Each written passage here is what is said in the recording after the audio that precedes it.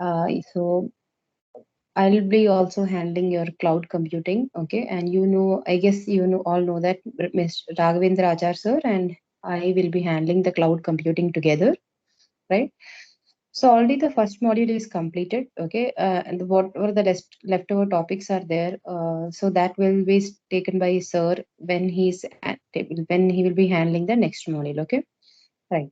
So the this is a second module of your syllabus, cloud computing syllabus, okay, and it is the applications and paradigms, okay. So the main content is taken from the textbook, okay, Cloud Computing Theory and Practice, authored by Dancy Marinesco. Okay, so you may refer it. I guess already you have the textbooks accessible in Teams. It is uploaded. Yes. Did anyone try accessing those PDFs? All right. So I guess you still have not started, but please keep it all downloaded, okay? And if you're not able to access it, do tell us, okay? So, okay. So in this second module, okay, basically we'll be discussing about the different challenges of cloud computing, okay, and the architectural styles, okay, of the cloud applications, and finally the workflow, okay. So in that workflow, we'll see how exactly uh, work can be divided or can be divided among different nodes, okay. So what is that you're going to use, okay, to do that workload sharing, okay. So Zookeeper and MapReduce is basically used for the same, okay. So we'll see all those things, okay. All right. So before beginning with the straight away starting off with the challenges for cloud computing, I'll just give you a brief intro. Okay. So brief intro means how exactly the evolution of cloud computing has happened. Okay. So initially it was distributed computing, and then it moved to parallel computing. Then it was a grid computing. So finally, we have the cloud computing, and now we are actually slowly moving to ubiquitous computing. Okay. So, yeah, can anyone tell me what is ubiquitous computing? Yes. Anyone?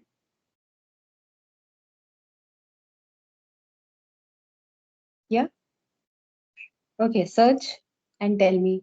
I'll give you another 1 minute. Just type ubiquitous computing.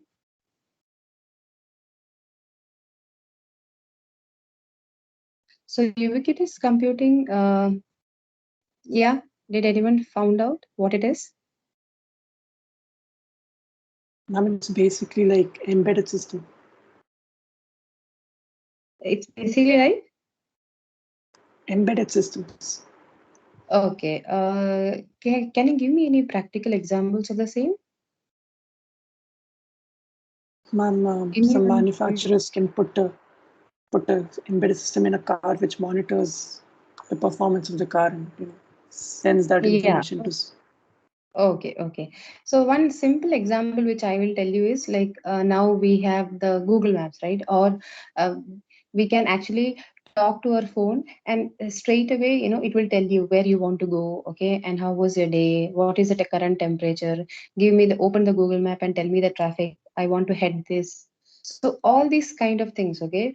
So which means like now the internet is everywhere, okay. So that is what is ubiquitous computing is, okay. All right. So our main focus is cloud computing, okay. So we will discuss cloud computing and we'll discuss how the evolution has happened. So initially it was only distributed computing. So the major difficulty with the distributed computing was the problem of scaling up and down for accommodating the dynamic load, okay. That was a main difficulty with the distributed computing. The other difficulties were it was really difficult to recover from a system failure and to find efficiently what are the different checkpoints and how to start the restarting procedure. So all these were the difficulties which were faced for the distributed computing, okay. Moving ahead, we had the parallel computing and the grid computing. So the grid computing, basically it's focused for more on engineering application or for scientific applications, okay? And their data centers were mainly, we can say it was under a single administration domain. So that was the issue with the grid computing. So when the cloud computing has finally arrived, okay, so it is basically focuses on enterprise applications, right? And it's not on just a single administrative domain, okay? Right.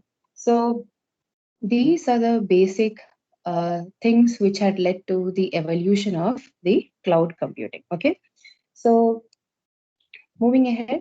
Okay. So why the cloud computing is very attractive to the users and also to the providers. So these are the reasons. Okay. So you probably know all these reasons. Okay. But I'll just briefly tell. So the main reason, the economic reasons, okay, and the other is the convenience and performance. When you're talking about the economic reasons, it always includes the monetary benefits which the users have.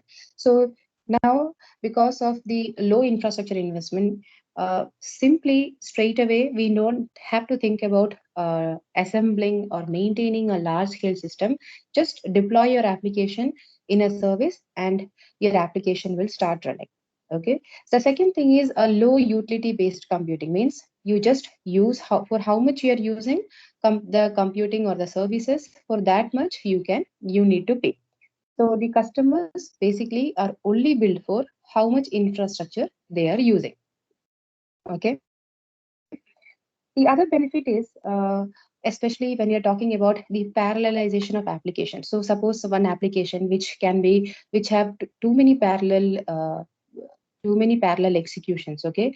So in that case we can actually allocate these to different instances, okay, and start running these instances simultaneously, thus marvelously reducing the reduction time, okay, or marvelously reducing the execution time. So that is what is about parallelization of the application.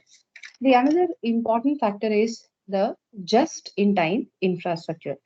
So can anyone tell me by the name itself, you know what is it? Just in time infrastructure? Yeah, And whenever we yes, need it, it's available. So I think, yeah. So whenever we need it, okay, we can just look out for what is a different type of service or who is going to provide us, whether it is Amazon, whether it is Azure. Just decide upon which utility provider you are going to use, and you can decide what is the type of application you need. Okay, so that is what is just in time infrastructure. The another thing is about cloud elasticity. So the thing is, sometimes some applications become so popular, okay, in a certain instance that it becomes a victim of its own success. Okay, so in that case, what is the issue here is when it is so popular, okay, the load on that particular application, okay, or the users who are going to use that application becomes so much more that it is not able to handle that load.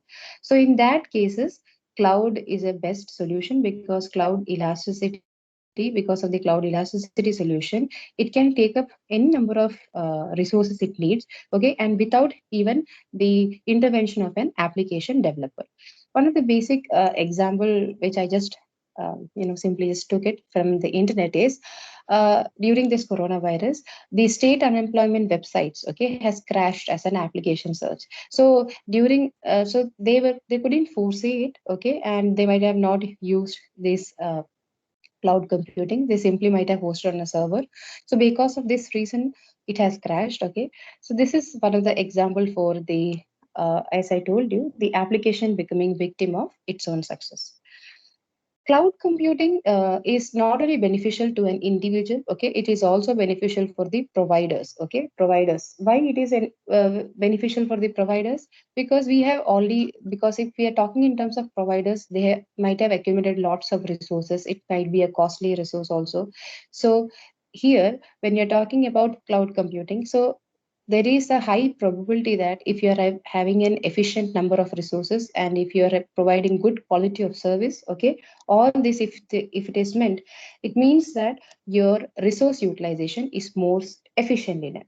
Okay, and also now the trend is that the population, okay, or the, we can say the millennial, okay, they are moving towards, okay, they are moving towards more of a network centric computing.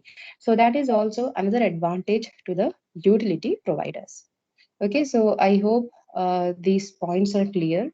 Okay, why the cloud computing is both advantageous for the users and individual users, and also to the utility providers.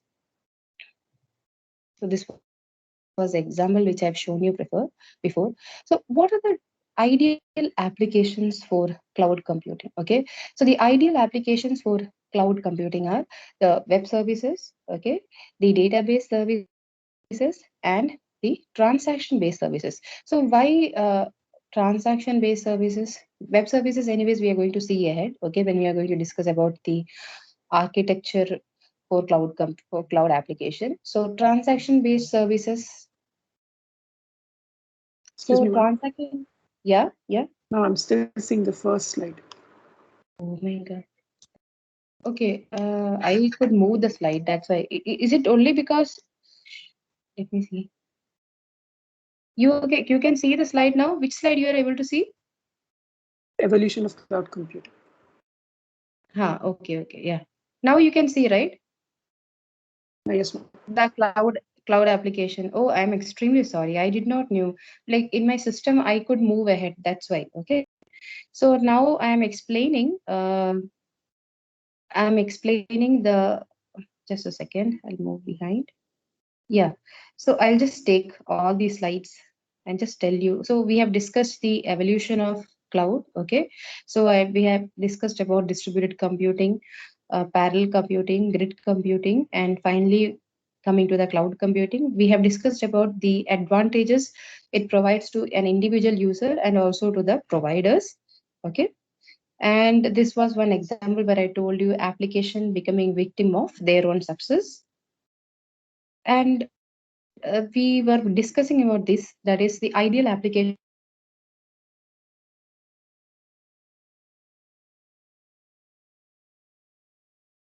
for cloud application. Transaction based services. Transaction based, yeah. So the transaction based, you are able to see my slide? Yes. Yes, ma'am. I hope you are able to see my slide. Okay. So when you're talking about the transaction based services, okay, so usually, okay, if there is a high requirement, resource requirement, okay, so that resource requirement depends on the current load, okay. So based on a dynamic requirement or a dynamic requirement, the cloud can actually provide an elastic environment, that is allocation of resources as and when needed. Okay, so that is why we say a transaction oriented service also is an ideal application for cloud computing. So what are the applications which do not perform, or sometimes they're very high unlikely to perform well on a cloud? So those transactions which have high performance computing means their workflow will be complex, okay, and they have actually high intensive communication among concurrent nodes. So concurrent instances means um, it means, say, what will be the output of one instance, okay, immediately it has to be fed for to the another instance. So one of the basic example for this is, okay, I have just noted this example. Okay, we have National Energy Research for Scientific Computing Center. Okay, this is basically from the Department of US Department of Energy. Okay, and they have actually, they might have a private cloud, so basically they don't want it to be hosted using any utility provider by other third party, because first of all, it's basically used for weather and climate modeling. Okay, and the process inside these is basically communication intensive, and they require a high point to point bandwidth. Okay, so this is one example of a high performance computing, okay, which is unlikely to perform well on the cloud. Okay, I just want to show you an example of the same. That's all. Okay, right. Okay, so this is where the syllabus actually starts. So the challenges for cloud application. Okay, so the challenges for cloud application are listed like are these. That is performance isolation. Can anyone tell me why it will be difficult to evaluate the performance. What is the challenge there? Performance isolation. What will be the challenge? Can anyone tell me?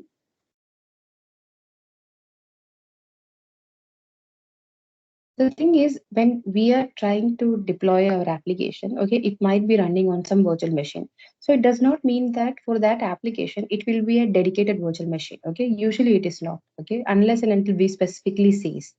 Okay, so for an enterprise, they can actually have a service level agreement and they can say that we need this many dedicated virtual machines with this much quality of service.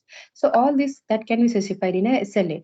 But for an individual user, okay, who just want to see whether its application is able to run or it is able to be taking some part of a load. Okay, so they are not specific about that it should be a dedicated virtual machine. So a virtual machine is basically a multi-tenant. Okay, so suppose if I have deployed my application, but I want to see the performance, that performance isolation basically depends on how much load the VM is carrying now or how much application the VM is catering to. So performance isolation is very difficult, okay, in a cloud solution. Okay. Second thing is the same thing when we are talking about security also, since it's a VM is a multi-tenant system, okay, many applications will be running it, and some though they are isolated in some or other way, but sometimes still a security issue breach may happen, okay, and it might affect other applications also, right? Yeah, Pranshu, I think you have raised your hand. You have doubt? Yes, ma'am. I didn't understand by multi-tenant, you mean multiple people can, multiple clients can access it at the same time, like SSH into it, right? Multiple, I am what I mean here is multi-tenant. VM is a word. Multi-tenant means it need not have only a single application. It can have many application hosted inside. Okay. You're saying it can run more than one applications at the same time? Yeah, Okay. that's Yeah. what I mean. If it is a big VM, okay. Yes, ma'am. Go ahead. Thank you. Okay. Fine. All right. So continuing ahead, okay. So you can see my slide, right? Challenges for cloud computing. That slide you can see, right? Okay. Yes. Uh, okay. So when we are talking about security isolation, so because VM is a multi-tenant system, okay, it's very difficult to provide a security isolation. I'm just saying it is difficult. I'm not saying it is impossible or it is not possible at all. So there are always a chance that a security breach might happen. Okay. So further moving ahead, when you're talking about reliability, okay, so reliability is another major concern. Since there is dependency, the thing is mainly about cloud computing is we really don't know about which VM we are allocated, okay, and what all things are running inside that particular VM, okay. So the problem here is there can be issue or there can be a failure, okay, when large number of nodes have to cooperate for communication. So suppose, as I told you, if it is that is a multiple instances can run parallelly, so finally they will have to integrate the output, okay. So in that case there might be, if there is an issue, so that issue it is difficult to find it out, okay. So that is the reliability aspect here, okay. So that is the reliability aspect here. The other thing here is about the internode latency and bandwidth fluctuation. So all these points are kind of interrelated here because, as I told you, if there are multiple instances and each instance have again sub multiple instances, sub multiple instances, so they have to communicate. And since the the VM, it is actually we don't know where it is exactly located, so there is a possibility of internode latency, okay, and bandwidth issue. So that is another major issue with cloud when we are hosting applications on cloud. The another thing is data storage critical. So suppose if you want if you have an application where the requirement is that data storage is a critical thing, okay, critical area. So in that case you have to have an SLA made up which specifies where exactly is your storage location, what is the storage bandwidth which is going to be provided to you, and what is the uh, persistence of, suppose if you are hosting an instance of an application, inside that, what is the lifetime of that instance which that storage is going to provide. So all these things are very critical if your application requires, or if your application is data storage intensive. Okay, data storage intensive. The another issue here is about the performance consideration. Like, because of the performance consideration, the amount of data logging is reduced. So why actually logging is required is because it helps, obviously logging helps in identifying errors for the application developers, right? But if you are doing an intensive logging, okay, that will definitely affect performance, because everything have to be logged and then the next step proceeds, right? So that is actually because of this internode latency or bandwidth issue. And so in order to consider all these latency or bandwidth issues, so it might actually in on the other hand, it might actually impact the performance. So because of the performance consideration, the logging is also reduced for, usually for these cloud applications. Okay, so these are the main challenges for cloud applications. Okay, uh, I hope all the points are clear here. If you have any doubt you might want to ask or clarify, please raise your hands.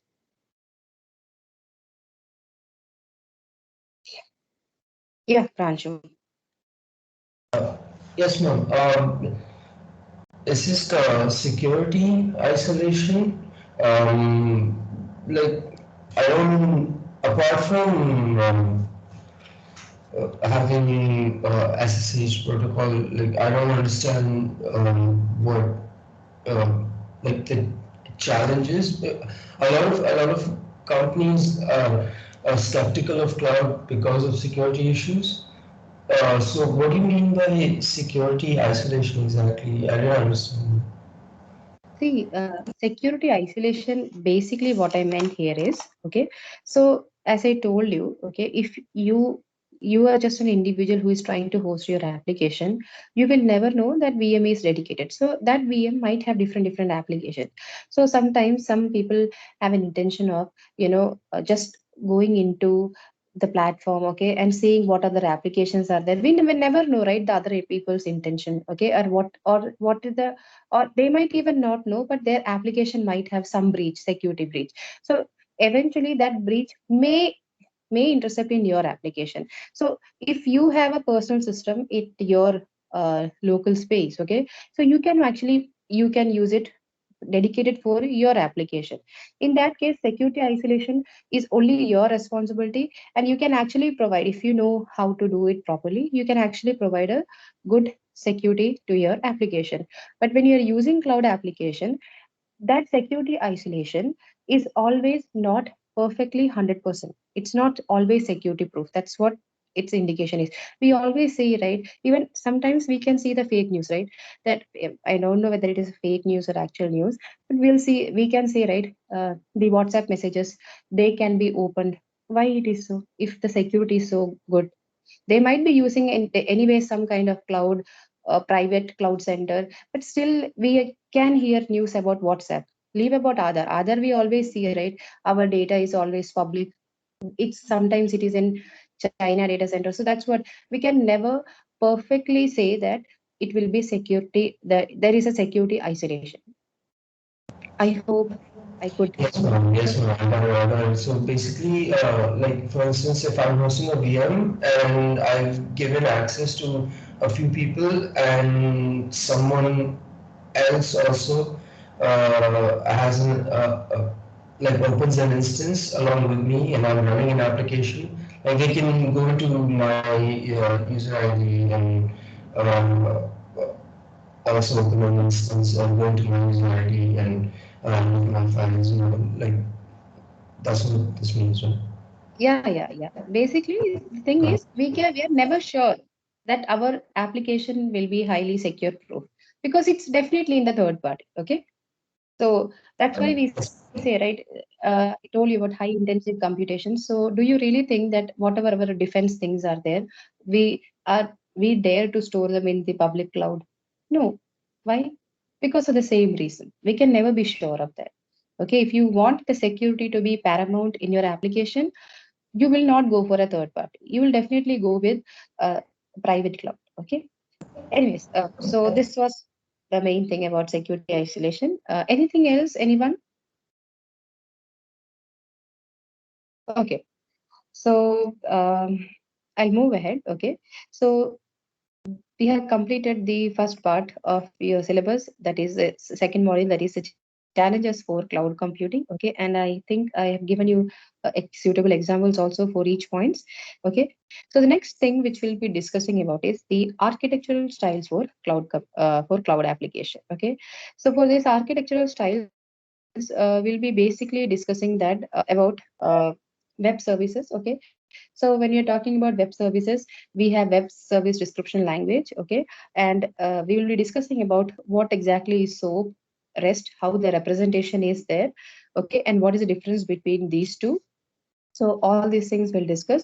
So I have a separate slide for the same. Okay, I'll stop this content now, and I'll share another slide here.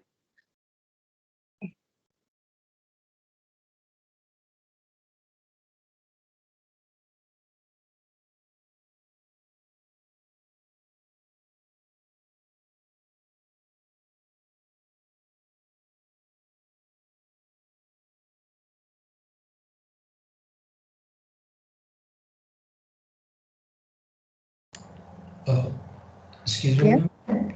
yeah. I noticed in one of the slides, map reduce was mentioned. Are we going over map reduce like in No, this? no, no, no, no, no, no. We will discussing about architectural styles.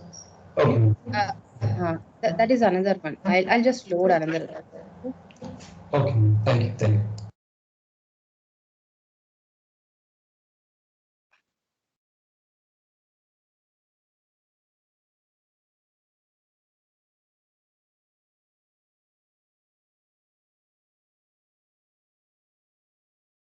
Yeah, you can see the slide, the architectural styles for cloud application.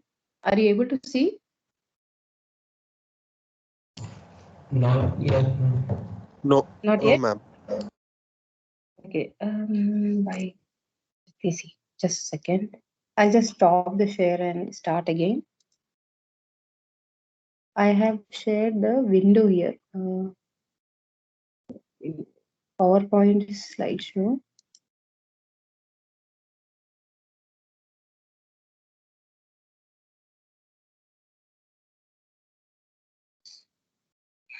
I have shared it again. You're able to see? No? No, ma'am. No. Okay. Let me see. What is the issue going on?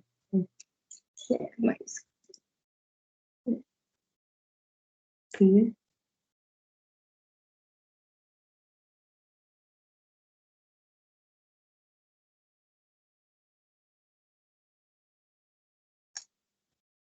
Okay. I'll just load it the previous how I've done previously. I don't know, some issues with Teams. That is.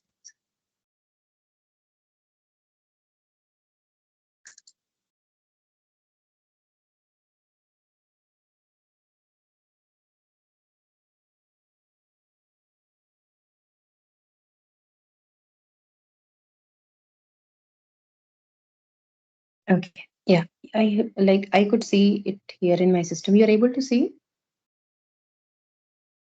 Yeah. No, Hello. ma'am. No, ma'am. No, ma'am. Okay.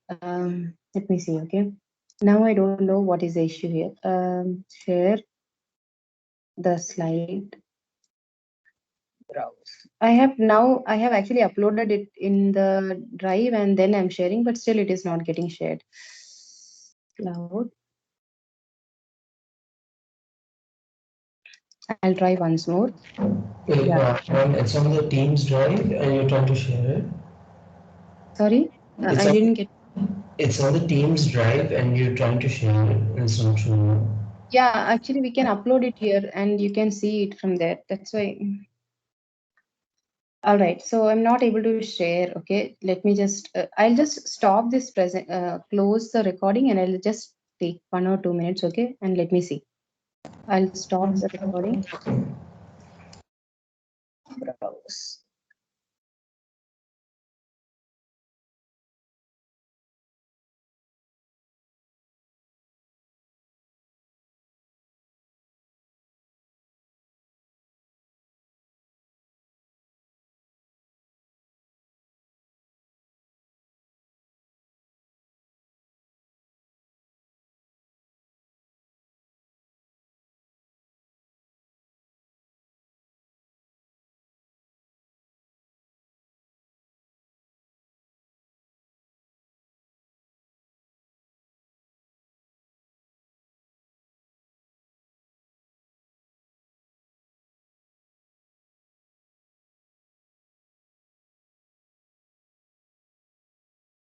Ma'am, I think what we can do is that we can follow the slides from the drive itself and you can take the class as usual.